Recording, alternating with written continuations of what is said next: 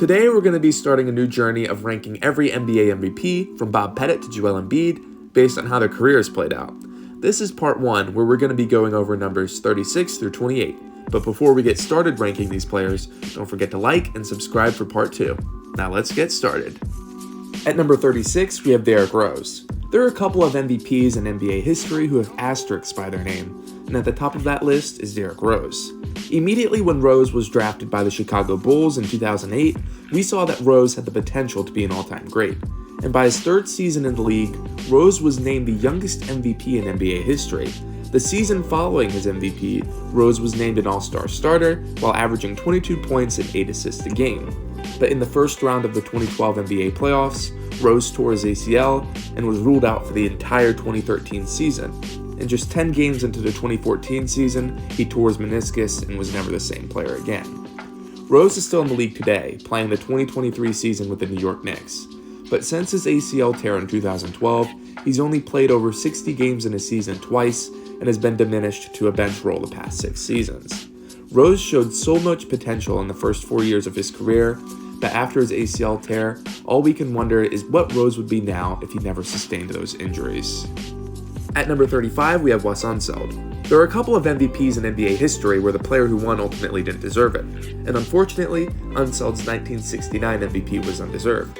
Unseld averaged 14 points and 18 rebounds a game while leading the Bullets to a 57-25 record, and he was awarded the MVP at the end of the season, becoming the first and only rookie in NBA history to win MVP. While Unseld was a great rebounder and outlet passer, there are other great candidates to win this MVP, like Billy Cunningham, who averaged a 25 and 13 for the 55-win Sixers team, Willis Reed, who averaged a 22 and 14 for a 54-win Knicks team, or Wilt Chamberlain, who averaged a 21 and 21 on a 55-win Lakers team. Instead, the voters decided Unseld was the best candidate for MVP and ultimately watched as he got swept in the first round by the Knicks in the 1969 playoffs. Unseld ended his career as a 5-time All-Star, an NBA champion, and a Finals MVP. His career was solid, but when comparing him to other MVPs in NBA history, he is the worst MVP to have his full career play out with no injuries. At number 34, we have Bill Walton. Walton had one of the best 2-year stretches in NBA history. In 1977, Walton led the Trailblazers to an NBA title, taking home the Finals MVP honors averaging a 19, 19, and 5. The next season, Walton averaged a 19, 13, and 5 and won MVP despite playing only 58 games. Unfortunately for Walton, his MVP season would be his last season as a number 1 option. As for the next 4 seasons, he played only 14 games and was never the same player. Walton eventually found a role as a 6th man for the 1986 Boston Celtics, who are often regarded as one of the greatest basketball teams ever. But Walton, although dominant in his prime, played only 468 games in his career and made only 2 All-NBA teams. At number 33, we have Dave Cowens. Cowens was the ultimate effort guy. He always ran the court hard and dove for loose balls, and he was rewarded in his 3rd season in the league with MVP honors, averaging a 20, 16, and 4. Cowens didn't have an extraordinary career outside of his MVP, but he was the face of the Boston Celtics for 5 years and one of the best players on 2 title teams. If there's one thing you remember Cowens for, it's his everlasting effort and passion for the game of basketball. At number 32, we have Bob McAdoo. If you look at McAdoo's career stats, you may be wondering why he isn't higher on this list. Well, for one, he took 26 shots a game during his 1975 MVP season, which is 5 more a game than Jason Tatum in 2023, who led the league in shot attempts. Secondly, McAdoo was an absolute liability on the defensive side of the ball. And lastly, he only won MVP because the players were voting.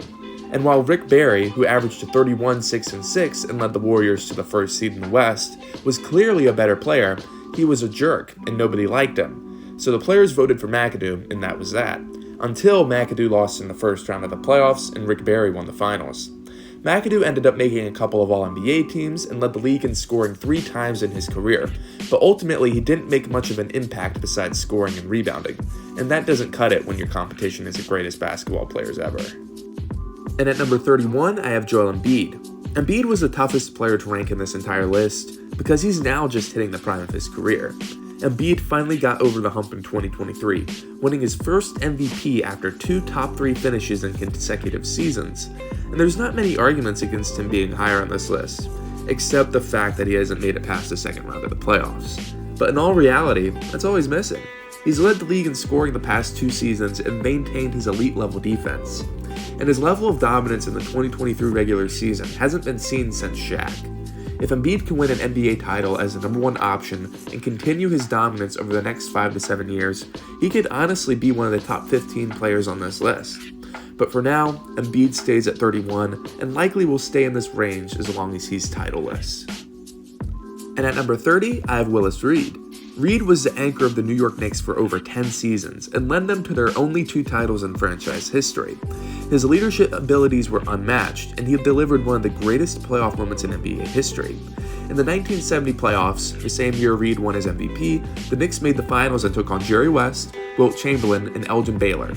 The series was tied 2-2 through 4 games, but just 8 minutes into the 5th game, Reed went down with an injury.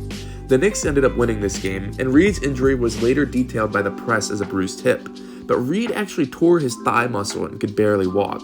The Knicks sat Reed for Game 6, which led the Lakers to winning, and the 1970 NBA Finals came down to Game 7. Many expected the Lakers to win, as Reed could barely walk. But right before Game 7 tipped off, Reed came marching down the tunnel in his uniform, and Madison Square Garden went crazy. Reed only played 27 minutes in the contest, but just him being on the court fired up the home crowd and his teammates, and the Knicks ended up beating the Lakers to win the NBA Finals. Reed won Finals MVP, averaging a 24, 10, and 3, and his legacy was cemented as the greatest player in Knicks history. His career overall was solid. He was a 7-time All-Star, made 5 All-NBA teams, and won the 1970 MVP, averaging a 22, 14, and 2. But I will always remember Willis for his Game 7 performance, where just his presence led the Knicks to their first NBA title. At number 29, I have Allen Iverson.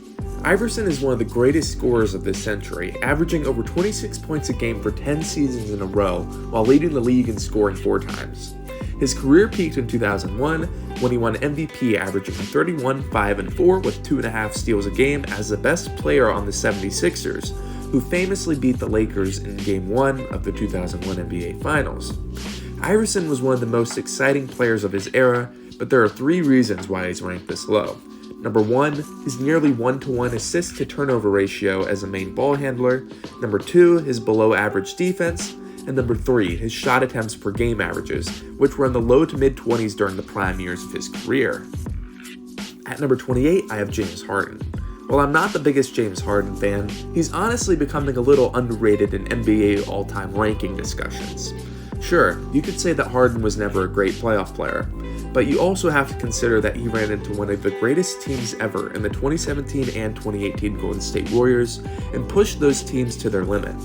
And yes, his averages in the playoffs went down, as did his shooting percentages, and he's also requested 3 trades in the last 3 seasons. There's a million more negative things I could say about Harden, but here are the facts. He's made 7 All-NBA teams in his career, and in 5 of those 7 seasons, he was top 3 in MVP voting. Harden carried a franchise that hadn't seen real playoff success since Hakeem in the 90s, and he gave them hope. You can take away a lot from Harden, and trust me, I do. But you can't deny that Harden is one of the best regular season performers of the 21st century and deserves a little more respect in all-time rankings. Thanks for watching, and remember to like and subscribe for part 2.